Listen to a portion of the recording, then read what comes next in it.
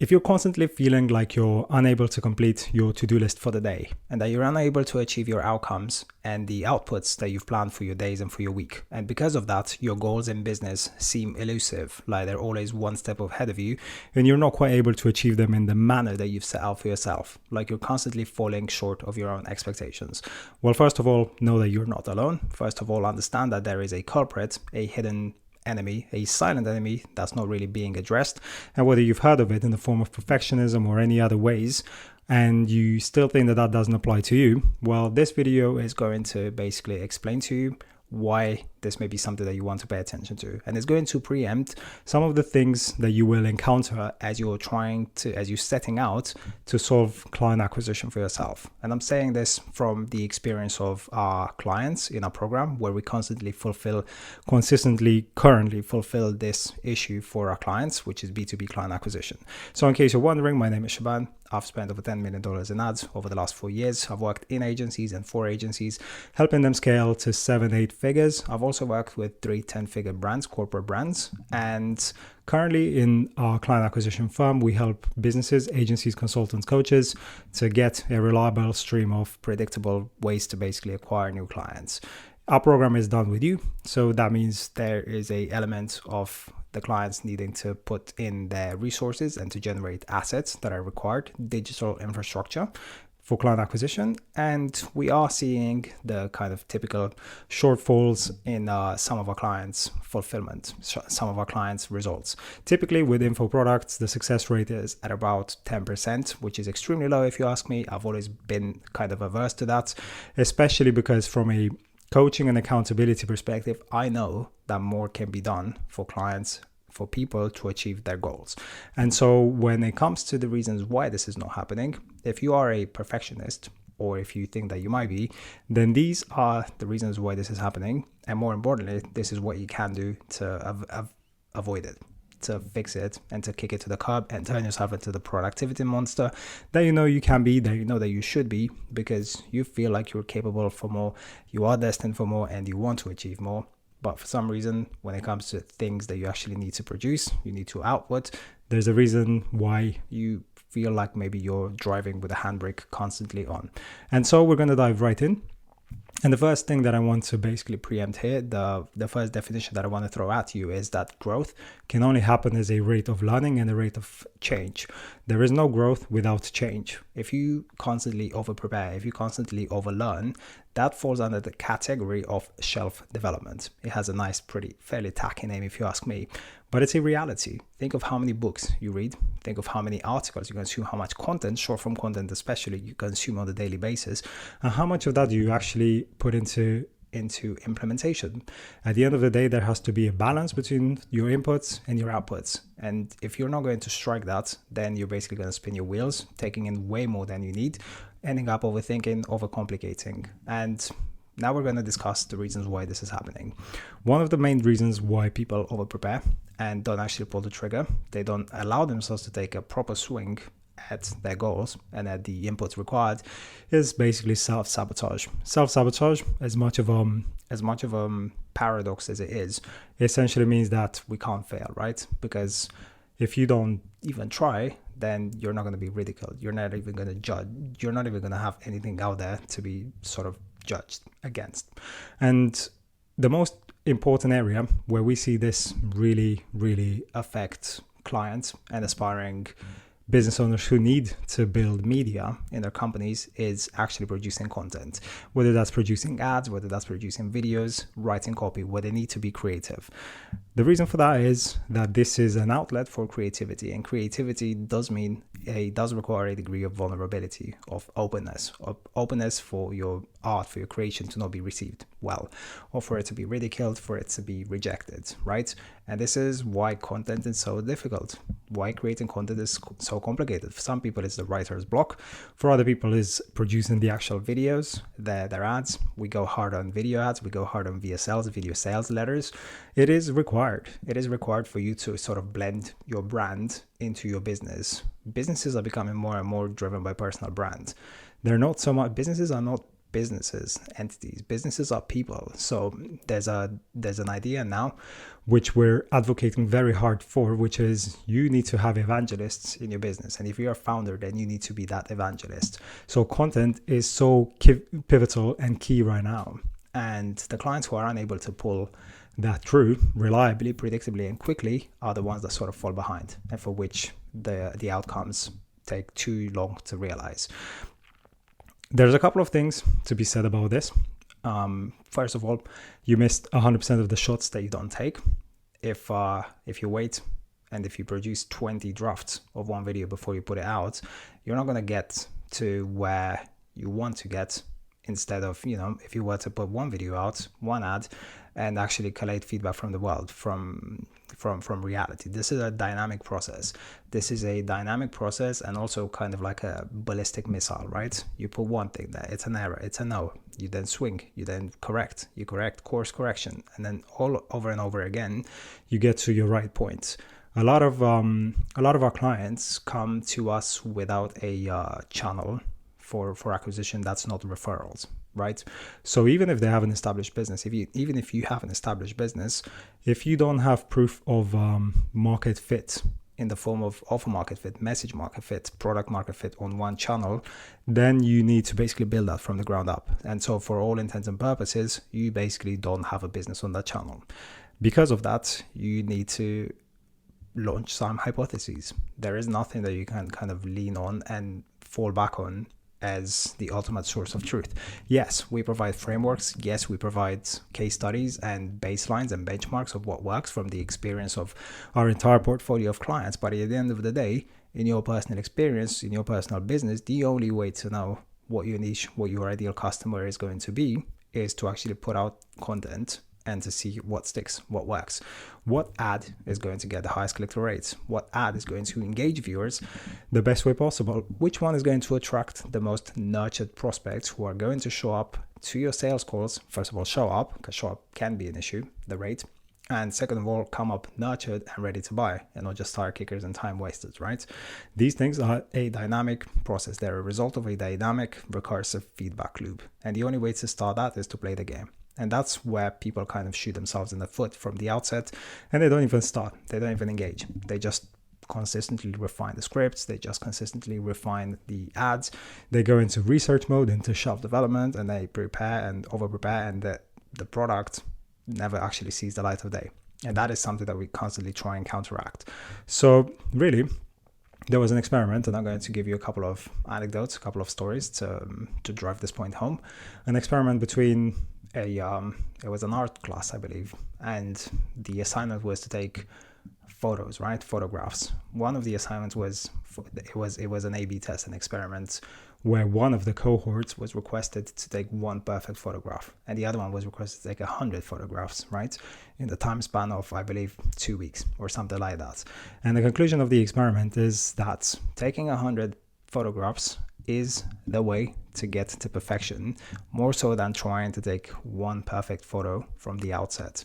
And the reason for that is by taking photos, by actually throwing yourself into the process, do you actually get to figure it out and to understand the reality, the underlying reality of what it takes to take a good photo. This is not a theoretical exercise. It's only theoretical up to a point. And then after that, you have to, the rubber has to hit the road. You have to be engaged in the actual technique of where's the light come from?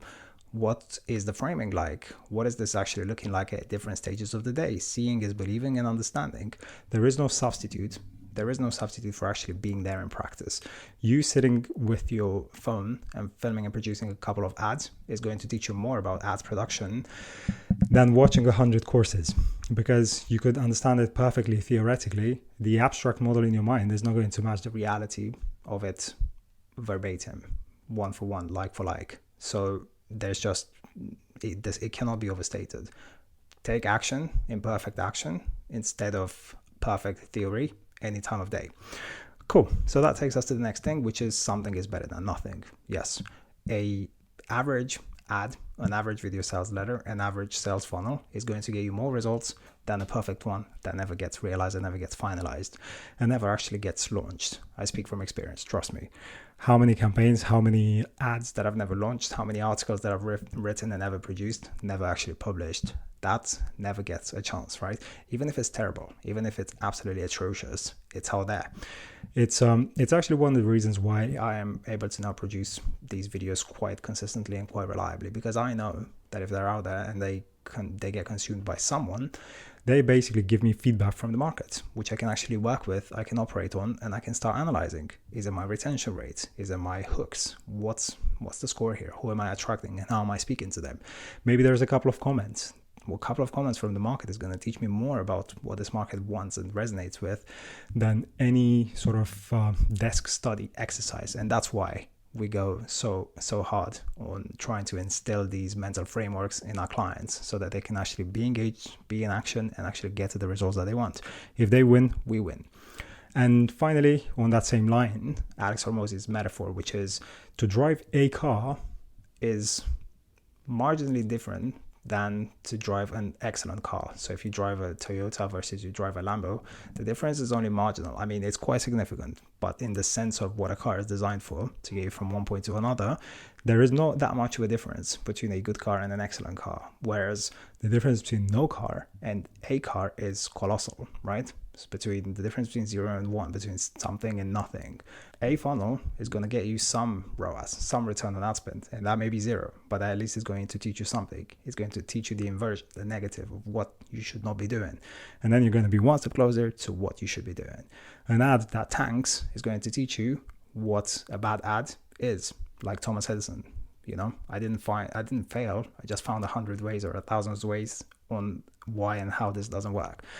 That's it. That is the manifesto against perfectionism and against waiting. It's just irrational. And when you see the irrationality of it, that should help spur you into taking imperfect action. Cool. So apart from the theoreticals, here's a couple of things that are some practical considerations on how to actually make sure that you get things done. Number 1, articulate what perfection looks like. Be clear from the outset. What are the standards? Make it specific as you can, as measurable, and as time-bound. So, for example, let's say you want to produce 2 or 3 ads. Give yourself a time frame. Give yourself a deadline. Make it so that by the end of today, and even that's not good enough, make it so that by the end of the hour, you basically have an outcome, because that is going to prevent Parkinson's law from kicking in, which is a task will expand to take all of the time that you allocate for it. So do not allocate time for it. Put deadlines. And the biggest hack that I acquired this year is to actually have a very packed calendar where you plan your goals by the minute. You plan every single task, exactly how long you think it's going to take you, and then you take 10-20% of that away, and you force yourself to achieve it in that unit, because that's going to be deadline after deadline after deadline. And now the goal is no longer to get the task perfect, but rather to get the task done so that you can finish that action and move to the next action. That is such a game changer when it comes to productivity, when it comes to units of output every single day. Plan the thing, false limit, very tight deadline, and actually stick to it. If you struggle with that, then the next thing that kicks into it is obviously accountability. If you're in a program, then you have asked for accountability, so lean on us, it goes without saying. You have your channel, your Discord group, and you basically hit us up and we hit you back as well. That is the importance of basically having a coach, if you will, an accountability partner or a buddy. In our business, my partner and I rely and lean on each other quite a lot for this kind of accountability, which is really such a game changer. I mean, if you don't have a partner, then get one. There's a reason why Y Combinator only takes 2 or 3 co-founders, and yeah, a lot of that is the expertise, but the other one is that the outputs are just asymmetric. The outputs of co-founders are typically so much more proactive and prolific than single founders. Stick to the task, stick to your goal, because the unknown will teach you more, right? When you start making a video, when you start making a VSL or an ad, you will think that it has to look a certain way, but as you go about it, you're going to learn things, and the unknown is going to teach you how this thing is falling short of new expectations. And so what I'm trying to say here is that you must not deviate from what you had set out initially to be the standard. If your standard your initial standard is being met, then so be it, launch it. V2.0 is going to be, I guess, standing and living up to the standard that you've just acquired, right? It's only normal that when you start creating, when you start producing, you will naturally transform in the process. You will get better, and you will have higher expectations of what you're putting out there. Resist them, and just get it done, get it out, and take all of those lessons and learnings for the second one. Why? Because first of all, you don't know if those are real. These are just your new conceptions, but this is no real data. So this is only a hypothesis at this point. So resist it, don't give into it, produce it, get it out, boom, done. Cool. Accountability, I've covered that. Feedback from the world, yes. Feedback from the world, from your market, is going to be 100 million times more valuable than feedback from your own mind, your hypotheses, which constantly change. And just be aware that this is going to be a painful, uncomfortable process. It's going to feel unnatural, and that's good. Pain and the lack of comfort are a good indicator that you're pushing the envelope and the boundary. It's just like with anything else. This may feel like a truism at this point. It may feel like cheesy, unnecessary advice, but it's just the nature of transcendence, the nature of evolving and pushing your boundaries and your comfort. The first time you do it is going to feel very unnatural. You're not going to want to pull the trigger on that thing. The second time is going to be the same. The third time, the fourth time. It's just one of those things that just go back to anything that you've ever tried to tackle and hack from the beginning, and recognize and remember that there was a period of discomfort, and just be comfortable in that discomfort. Constantly remind yourself, future pace this thing. Constantly remind yourself that this is just part of the process. Do it once, hate it, take a break, reward yourself with something else, come back, do it again, rinse and repeat, go to sleep, wake up the next day with all of your hormones, your baseline reset, feel okay again, hack away, persist. That is the nature of persistence and resilience. And we're going hard on this, even if at the end of the day, you can pay for an actor for UGC, user-generated content. You could pay for someone to do this for you. Video VSLs are not even required. You can go with statics, but how you do one thing is how you do everything. And for us, it's shocking to see so many entrepreneurs that are unable to demonstrate the discipline, the resilience, and the determination and persistence to push their limits. Because we firmly believe, our philosophy here is that if you still have blocks between who you are and who you are required to be, who your business asks you to be and needs you to be, you will never engage with reality as it is. You will only look at it from your lenses, from your limited perceptions, which are trying to cut corners and which are trying to bend reality to who you are, which is obviously falling short of those expectations. And for one reason or another, there's some phobias there's some trauma, there's something stopping you from actually engaging with these things. I'm not going into detail on this now, but just recognize that the obstacle is truly the way, and take up the challenge and see yourself transform, see your business transform, and see your outcomes getting closer to you day after day. Just like Carl Stutz, I believe, Jonah Hill's therapist, said in that Netflix movie, you want to start seeing yourself as the one that constantly puts the pearl on the string.